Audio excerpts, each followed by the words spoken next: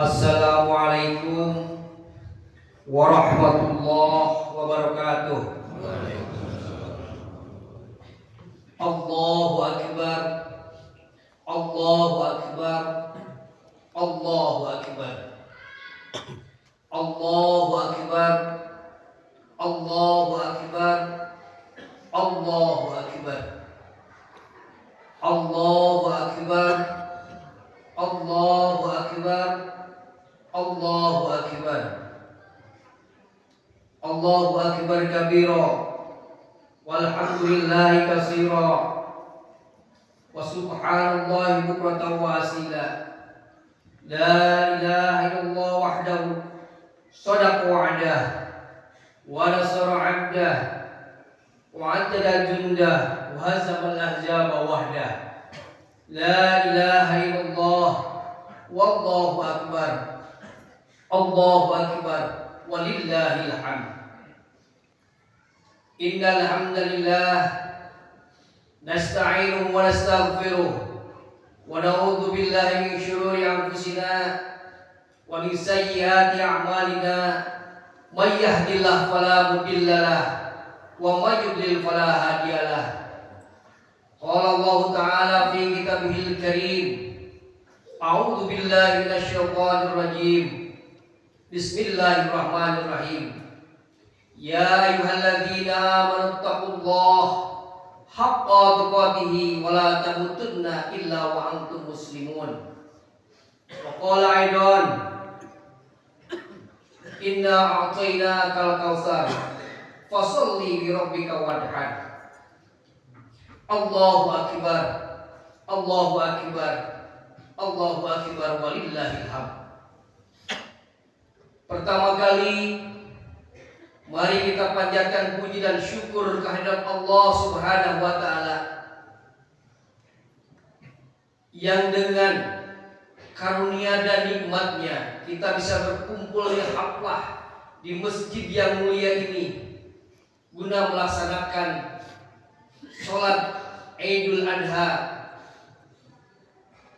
Nikmat yang paling kita rasakan pada hari ini adalah nikmat iman, nikmat Islam, dan nikmat sehat.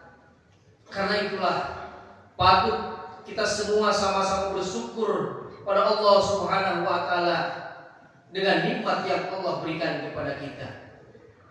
Sholawat dan salam mari kita limpahkan kepada junjungan kita, Habibana wa Nabiyana Muhammad sallallahu alaihi wasallam. Hadirin sidang Idul Adha yang dimuliakan oleh Allah Subhanahu wa taala. Khatib mengajak kepada jamaah semuanya, mari kita tingkatkan ketakwaan kita kepada Allah Subhanahu wa taala dengan sebenar-benarnya takwa. Cara meningkatkan ketakwaan kita kepada Allah Subhanahu wa taala yaitu tidak lain menjalankan apa yang diperintahkan oleh Allah dan menjauhi apa yang dilarang oleh Allah Subhanahu wa taala. Ma'asyiral muslimin rahimakumullah. Hari raya sejatinya bukanlah hari kegembiraan bagi sebagian orang. Pada hari raya mestinya yang berbahagia bukanlah orang-orang tertentu. Seharusnya kita semua berbahagia. Karena hari raya sejatinya hari raya seluruh umat Islam. Hari raya adalah kegembiraan umat Islam di dunia. Hari raya adalah kegembiraan bersama. Kurban yang mengiringi Idul Adha adalah bukti bahwa Islam menggariskan agar hari raya melahirkan kegembiraan bersama. Orang yang mampu berkurban, ia bagikan daging hewan kurban kepada orang-orang yang tidak mampu. Yang sebagian dari mereka mungkin hanya merasakan daging 1 tahun 1 kali. Dengan itu, kegembiraan akan merata. Kegembiraan akan dirasakan oleh sebanyak-banyak umat Islam. Dari titik ini, kita dapat mengambil kesimpulan bahwa memenuhi kebutuhan orang-orang yang membutuhkan dan menggembirakan mereka dengan daging kurban adalah sesuatu yang semestinya selalu mengiringi setiap momen hari raya. Hakikat hari raya adalah kegembiraan bersama, kasih sayang, empati, dan berbagi kepada sesama. Hadirin ma'asyiral muslimin, sebagai upaya untuk menjadikan hari raya sebagai kegembiraan bersama, kita seyogianya menyambut hari raya dengan mempersiapkan diri untuk berbagi dengan sesama.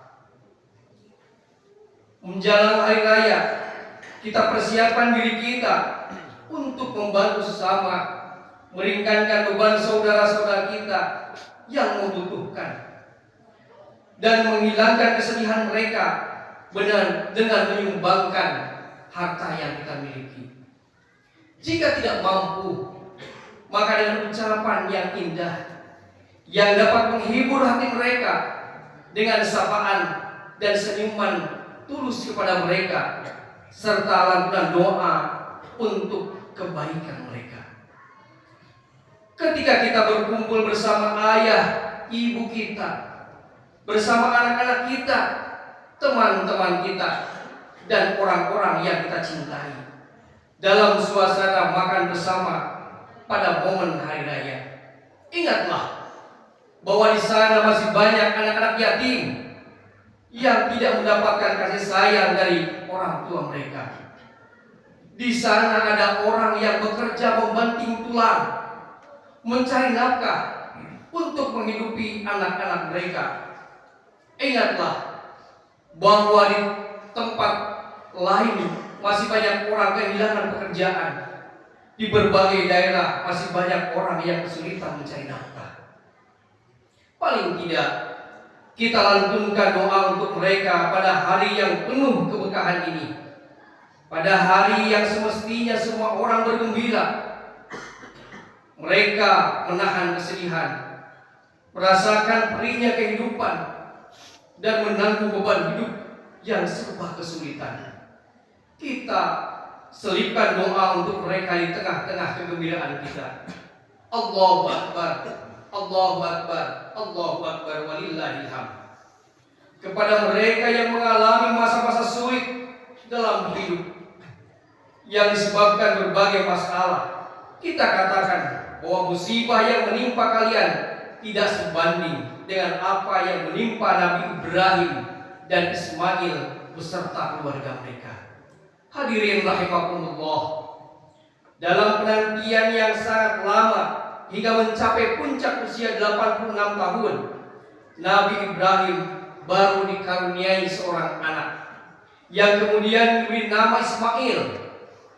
Setelah belahan jiwanya itu tumbuh dewasa menjadi seorang remaja, Allah memerintahkan bagaimana kepada Nabi Ibrahim alaihissalam untuk menyembelih putranya yang dia cintai dan dia dambakan itu.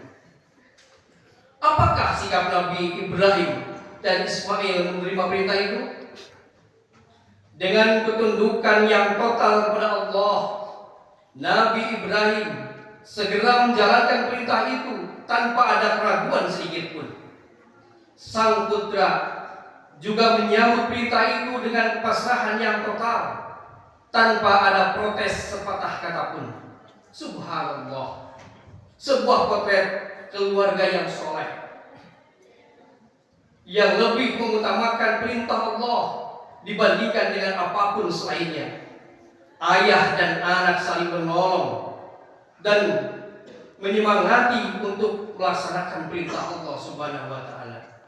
Dialog antara keduanya terekam dalam Al-Qur'an sebagaimana diceritakan oleh Allah. A'udzubillahi minasyaitonir rajim. Bismillahirrahmanirrahim. Qala ya bunayya inni ara fil manam anni udhibuka fanzur mada tara. Ibrahim berkata, duhai putraku, sesungguhnya aku melihat dalam mimpi bahwa aku menyembelihmu, maka pikirkanlah apa pendapatmu. Quran surat As-Saffat ayat 102. Lalu dengan kemantapan dan keteguhan hati, Nabi Ismail menjawab dengan jawaban yang menunjukkan bahwa kecintaannya kepada Allah jauh melebihi kecintaan kepada jiwa dan dirinya sendiri. Qala ya abati fa'al ma tu'mar satajiduni insyaallah minas sabirin. Ismail menjawab, wahai ayahandaku, kerjakanlah apa yang diperintahkan kepadamu. Insyaallah engkau akan mendapatiku termasuk orang-orang yang bersabar. Quran surat As-Saffat ayat 102. Jawaban Ismail yang disertai insyaallah menunjukkan keyakinan sepenuh hati dalam dirinya bahwa segala sesuatu terjadi dengan kehendak Allah. Apapun yang dikehendaki Allah pasti akan terjadi, dan apapun yang tidak dikehendaki Allah pasti tidak akan terjadi. Allahu Akbar, Allahu Akbar, Allahu Akbar, walillahil hamd. Mendengar jawaban dari sang putra tercinta, Nabi Ibrahim lantas menciumnya dengan penuh kasih sayang sambil menangis terharu, mengatakan kepada Ismail, nikmal amnu anta ya bunayya ala amrillah. Engkau sebaik-baik penolong bagiku untuk menjalankan perintah Allah, duhai putraku. Nabi Ibrahim kemudian mulai menggerakkan pisau di atas leher Ismail. Akan tetapi pisau tidak sedikit pun dapat melukai leher Ismail. Hal ini dikarenakan pencipta segala sesuatu adalah Allah. Pisau hanyalah sebab terpotongnya sesuatu, sedangkan pencipta terpotongnya sesuatu tidak lain adalah Allah. Sebab tidak dapat menciptakan akibat, pisau tidak dapat menciptakan terpotongnya leher Ismail. Sebab maupun akibat keduanya adalah ciptaan Allah Subhanahu wa taala. Hadirin yang berbahagia, berkat takwa, sabar dan tawakal serta tunduk total yang ditujukan oleh Nabi Ibrahim dan Ismail, Allah kemudian memberikan jalan keluar dan mengganti Ismail dengan seekor domba jantan yang besar yang berwarna putih yang dibawa malaikat Jibril dari surga. Allah berfirman, inna hadza lahwal bala'ul mubin fadainahu bidibhin azim. Sesungguhnya ini benar-benar suatu ujian yang nyata, dan kami tebus Ismail dengan seekor sembelihan yang besar. Quran surat As-Saffat ayat 106. Mari kita renungkan bersama di tengah berbagai problema kehidupan. Marilah kita meneladani apa yang dicontohkan oleh Nabi Ibrahim dan Ismail ketika diuji oleh Allah dengan ujian yang sangat berat. Berkat ketakwaan, sikap sabar, tawakal, keteguhan hati dalam menjalankan perintah Allah, dan ketundukan yang total kepadanya, Nabi Ibrahim dan Ismail pada akhirnya mendapatkan jalan keluar dan pertolongan dari Allah Subhanahu wa taala. Kita harus yakin bahwa di setiap kesulitan pasti ada kemudahan jika kita bersabar. Kita harus yakin bahwa di setiap musibah pasti ada hikmah jika kita bertawakal. Kita harus yakin bahwa di setiap masalah pasti akan ada jalan keluar jika kita bertakwa. Dan kita yakin bahwa di setiap perusahaan pasti ada kegembiraan jika kita tunduk total kepada Allah Subhanahu wa taala. Allahu Akbar, Allahu Akbar, walillahil hamd. Akhirnya, mari kita berdoa kepada Allah Subhanahu wa taala. Semoga negara kita terlepas dari segala cobaan, dari segala bala, dari segala musibah, wabah, melambungnya harga, kemungkaran, keburukan, kekejian, berbagai kesulitan dan kesusahan lainnya. Dan mari kita berdoa kepada Allah Subhanahu wa taala, semoga kita termasuk pada golongan orang-orang yang soleh, orang-orang yang mencontoh Nabi Ibrahim alaihissalam dan Nabi Ismail alaihissalam. Amin ya mujibas sa'ilin. Aqulu qawli hadza wastaghfirullah li wa lakum fastaghfiruhu innahu huwal ghafurur rahim.